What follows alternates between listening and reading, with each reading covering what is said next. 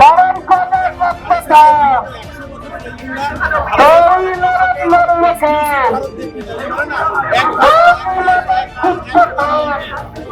খুব পরিষ্কার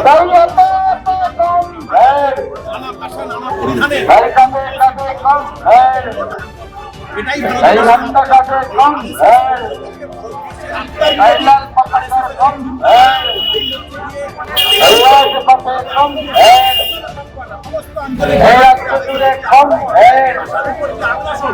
বাংলা জুড়ে কম জুড়ে কম জুড়ে কম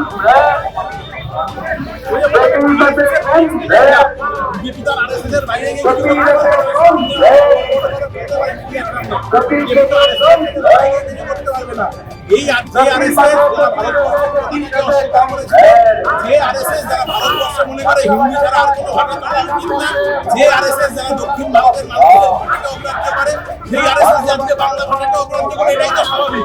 আরএসএস দেশের যে আত্মা, ভারতবর্ষের আত্মার বিরোধী। এই আরএসএস এর বিরুদ্ধে লড়াইটা সেইভাবেই করতে হবে। মুশকিল হচ্ছে এতদিন এই লড়াই পশ্চিমবাংলায় ছিল, 2011 সালের পরে আমরা দেখলাম চোখের মনির মতো করে আরএসএস এর চিন্তাধারাকে রক্ষা করে সরকার। এই সময়কালে আরএসএস এর স্কুল কতগুলো বেড়েছে বিগত 13 বছরে। কাজে তৃণমূল আসলে আরএসএস কে সুরক্ষা দান করার একটা জায়গা মাত্র, এবং তৃণমূলের তৃণমূল আসলে গোপন ভাবে আরএসএস এর এজেন্ডাকে বাস্তবায়িত করে যাচ্ছে। এই যতদিন তৃণমূল আছে আরএসএস এর বিরুদ্ধে ধরুন আজকে এত বড় একটা ঘটনা ঘটছে, অন্য রাজ্যে বাঙালিরা আক্রান্ত হচ্ছে, তাদের উপর আসার জন্য আক্রমণ করা হচ্ছে। এই রাজ্যের মুখ্যমন্ত্রী একটা করে বক্তব্য করেছেন, এখন কোন স্টেটমেন্ট দিয়েছেন তিনি নাকি বিজেপি বিরোধী। একটু আগে এখান থেকে তৃণমূলের মিছিল গেছে, তৃণমূলের এই মিছিলের কথা বক্তব্য ছিল